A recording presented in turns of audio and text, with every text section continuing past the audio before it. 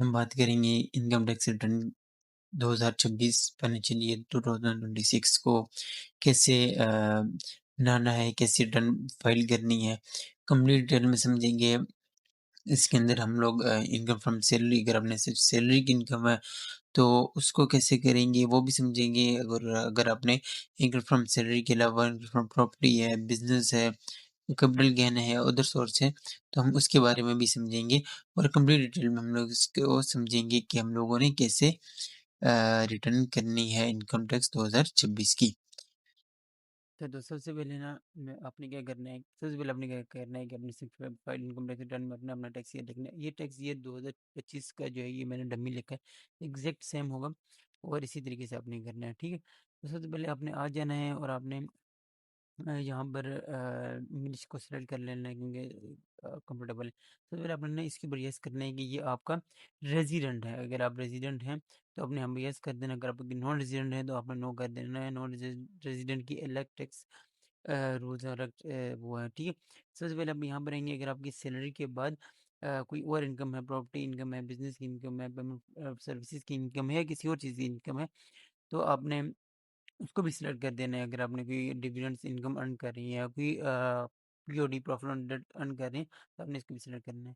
अच्छा, इन सबको मैं डिसलाइक इसलिए कर रही हूँ क्योंकि जो मेरा क्लाइंट है वो सैलरी पे है और इसको फिर मैंने आगे मजीद एक्सप्लेन करूँगा। अच्छा, अगर आपको इसकी और इनकम आती है तो रिसीव की है फ्रॉम एनी अदर सोर्स से, तो आपने इस इनकम को यस कर देना है। तो इसमें मैं नो करूँगा और नेक्स्ट पे जाऊँगा। अच्छा, इसके बाद हमारे पास ना एक नया पेज ओपन हो जाएगा। इसके अंदर जो आप जिसकी एम्प्लॉयर हो उसका नाम लिखा आ जाएगा, उससे आपकी ग्रॉस सैलरी लिखी आ जाएगी और आपका टैक्स जो है डिडक्ट हुआ है वो लिखा आ जाएगा, ठीक हो गया। इसके अलावा अगर आपकी कोई और एक्सपेंसेस हैं वो लिखे आ जाएंगे। इसी तरह अगर आपने कोई ये आपसे पूछ रहे कि अगर आपने कोई और टर्मिनेशन बेनिफिट्स लिए हैं एडिशनल सैलरी तो आप यस कर देंगे, नहीं लिए तो नो कर दें। इसके बाद हम लोग नेक्स्ट पे जाएंगे, ठीक है। इसके बाद हमारे पास ये पेज ओपन हो जाएगा। इसके अंदर हमारी विथहोल्डिंग टैक्सेशन के बारे में सारी डिटेल लिखी होगी।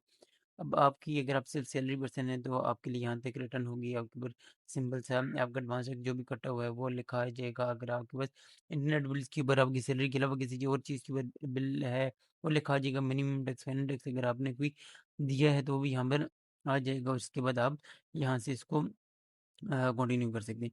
अगर क्योंकि अगर आप इसके ऊपर नो को क्लिक करके, क्योंकि यहाँ पर ये लिखा आ रहा है कि आपकी जो इनकम है वो यानी कि अगर आपने का कोई और भी विथहोल्डिंग टैक्स विदहेल्ड हुआ है तो आपने यस कर देना है और इसके बाद ये आपको दूसरी तरफ लेके जाएगा, ठीक हो गया। इसको हम लोग सिंपली यस कर देते हैं ताकि कि मैंने आपको बाकी भी चीज़ें सिखानी है, तो सिंपली यस करके हम लोग नेक्स्ट पे क्लिक कर देते हैं और